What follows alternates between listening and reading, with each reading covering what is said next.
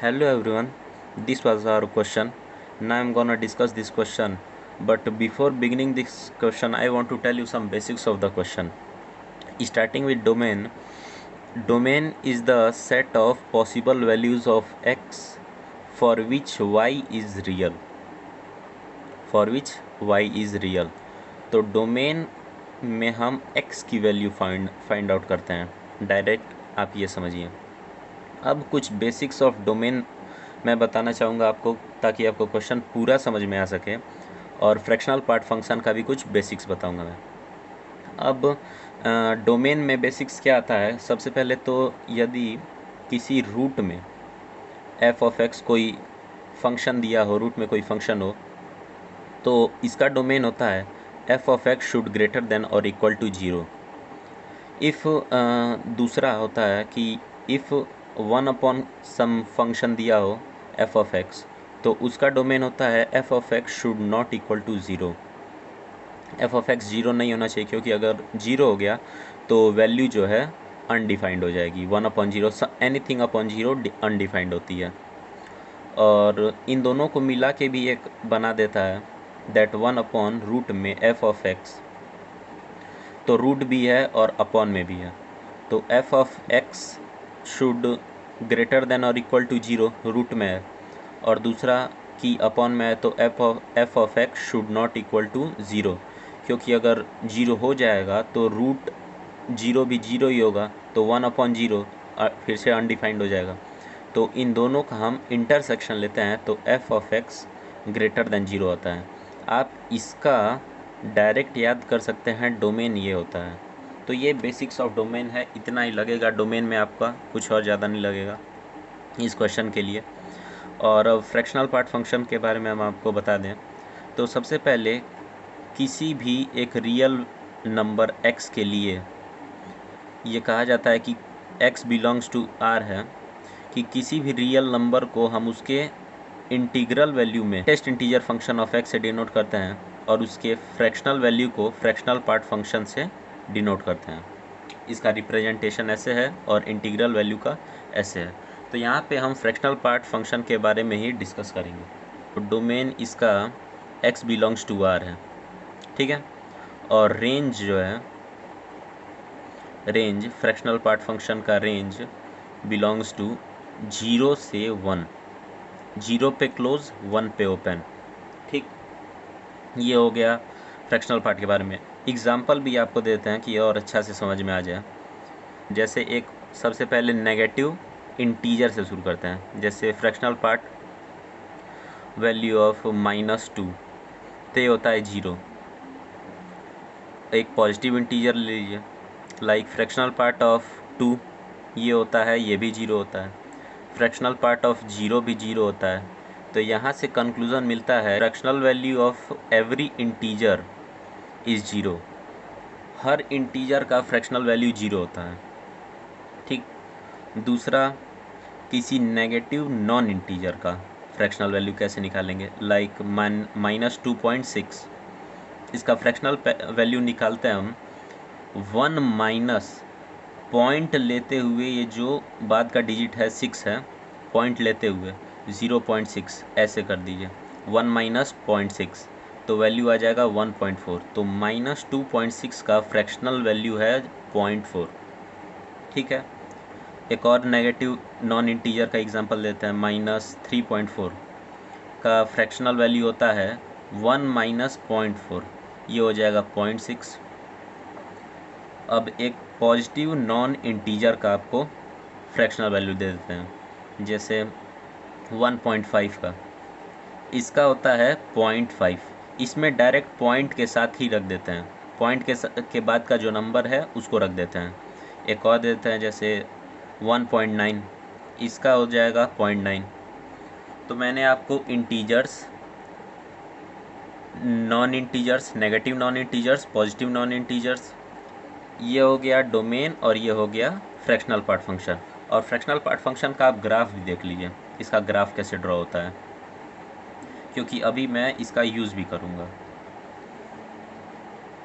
इसका ग्राफ कैसे ड्रॉ होता है, तो जानते ही हो, जीरो का फ्रैक्शनल पार्ट 0 होता है, किसी भी इंटीजर का फ्रैक्शनल पार्ट 0 ही होता है, तो 1 पे भी 0, 2 पे भी 0, 3 पे भी 0, 4 पे भी 0, -1 पे भी 0, -2 पे भी 0।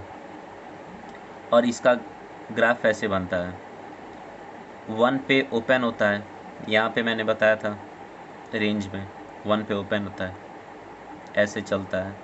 ये एक पीरियोडिक फंक्शन है, देखिए बार बार रिपीट कर रहा है एक फिक्स्ड इंटरवल के बाद। इसका पीरियड 1 होता है, ऐसे इसका ग्राफ ड्रॉ होता है। ये जो लाइन है ये y=1 है, ठीक है। तो ये इसका ग्राफ है। तो ये सारा बेसिक्स हो गया, हर एक चीज़। अब आप क्वेश्चन को आसानी से समझ जाएंगे। अब हम क्वेश्चन को डिस्कस करते हैं, स्टार्ट करते हैं। हमारा दिया था y=रूट में √f4 - x² / 2 fractional part of x -1, ठीक है। रूट के अंदर जो भी वैल्यू हो उसको ग्रेटर देन और इक्वल टू 0 रखते हैं, ठीक है। तो वैसे ही हम करेंगे, 4 - x² / 2 fractional part of x -1 को हम ग्रेटर देन और इक्वल टू 0 करेंगे। अब देखिए दिया है कि कोई चीज़ है जो ग्रेटर देन और इक्वल टू 0 है, यानी पॉजिटिव है। क्या है? पॉजिटिव है। ग्रेटर देन इक्वल टू 0 यानी पॉजिटिव है। अब आप जानते हो रूट तो पॉजिटिव होता ही है, रूट हमेशा पॉजिटिव होता है, यानी ये पॉजिटिव है, तो ये भी तो पॉजिटिव ही होगा ना, क्योंकि अगर ये नेगेटिव हो गया तो होल नेगेटिव हो जाएगा, लेकिन ये तो पॉजिटिव कह रहा है, तो ये पॉजिटिव है, ये पॉजिटिव, इसी वजह से ये भी पॉजिटिव होगा। यानी 2 fractional part of x -1 will be greater than और इक्वल टू 0। लेकिन एक मिनट रुकिए, मैंने अभी आपको बताया था कि जब अपॉन में कुछ हो तो वो 0 नहीं हो सकता। मीन्स कि 2 fractional part of x -1 can not equal to 0। और इन दोनों का जब आप इंटरसेक्शन लेंगे तो आपको मिलेगा 2 fractional part of x -1 will be greater than 0, ठीक है। अब यहाँ से बिगिन करिए सवाल को। Fractional part of x will be greater than 1/2। अब fractional part of x greater than 1/2, fractional part of x को आप एक नया फंक्शन मानिए, जो अभी हम पढ़ रहे थे वही वाला फ्रैक्शनल पार्ट। आप जानते हैं कि उसका ग्राफ 0 से 1 के बीच में रहता है। तो आप बताइए कि इसकी ये मिनिमम वैल्यू है, इसकी मैक्सिमम वैल्यू क्या होगी। फ्रैक्शनल पार्ट ऑफ x दिया है कि ग्रेटर देन 1/2, तो इसकी मैक्सिमम वैल्यू कितनी तक जाएगी? 1 से एकदम कम, जस्ट कम, 1 को टच नहीं कर सकती, 1 पे ओपन होती है। तो ये वैल्यू लाने के लिए x जो है n+1/2 से लेके n+1 तक जाएगी। तो मैं आपको बता रहा था कि x जो है n+1/2 से n+1 तक होगी। मैंने n क्यों ऐड किया कि आप सोचो केवल 1/2 की फ्रैक्शनल पार्ट 1/2 नहीं होती है। आप बताओ हमें 1.5 दिया होता तो इसका फ्रैक्शनल वैल्यू क्या होगा? ये भी तो 1/2 होगा। अगर हमें 1.8 देता तो इसका फ्रैक्शनल पार्ट क्या होगा? 0.8। और वही 0.8 का फ्रैक्शनल पार्ट क्या होगा? वो भी 0.8। 2.8 का फ्रैक्शनल पार्ट क्या होगा? वो भी 0.8। यानी ये केवल देख रहे हो ये चेंज हो रहा है, इस वजह से मैंने n लगाया कि x n+1/2 से n+1 तक होगी। इसका ग्राफ भी बना के अगर मैं आपको दिखा दूँ, समझाने की कोशिश करूँ, तो समझिए ये 0, ये 1, मैं प्लॉट कर देता हूँ सबसे पहले नंबर्स -2 x एक्सिस पे -3, और ये है 1/2। कभी ये 1+1/2 होगी, कभी ये 2+2/2 होगी। तो ये 1/2 और ये है 1। तो ये यहाँ से चल रही है, यहाँ पे ओपन है, यहाँ पे भी ओपन है, फिर ये यहाँ पे आएगी जो जहाँ पे ये 1+1/2 है, जहाँ पे ये 1+1/2 है, यहाँ पे ये 2+2 1/2 है। यहाँ पे ओपन है, ये कहाँ तक जा रही है, मैक्सिमम 1 तक जा रही है, y=1 तक। तो ऐसे ही इसका ग्राफ बन जाएगा। यहाँ पे ये -1/2 है, तो -1/2 से 0 तक जा रही है। ऐसे इसका ग्राफ ड्रॉ होगा। तो ये हो गया इसका ग्राफ। तो इसको हम एक इक्वेशन बना के छोड़ देते हैं। अब दूसरा, हम दूसरे जगह चलते हैं। हमें एक रूट दिखा था। अब रूट दिखा है तो उसका डोमेन हमको पता है कि रूट के अंदर कुछ हो तो उसको ग्रेटर देन इक्वल टू 0 करते हैं। तो यहाँ भी करेंगे हम that 4 - x² should greater than और इक्वल टू 0। यानी माइनस को अगर मल्टीप्लाई करें, माइनस साइन को मल्टीप्लाई करें, x² - 4 लेस देन और इक्वल टू 0 हो जाएगा। अब x जो है -2 से 2 हो जाएगा।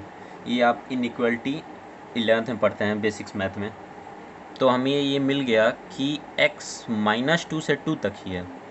और अब हम x जो है -2 के 2 के बीच में जितने इंटीजर्स हैं, -2 है, n = -1 है, n = 0 है, n = 1 है, n = 2 है। तो इफ़ n = -2 तो x क्या होगा, x जो है -2 + 1/2 से -2 + 1 तक जाएगा।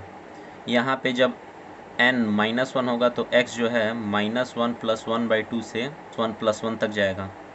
और यहाँ पे जब n 0 है तो x जो है 0 + 1/2 से 0 + 1 तक जाएगा। यहाँ पे जब n 1 है तो x 1 + 1/2 से 1 + 1 तक जाएगा।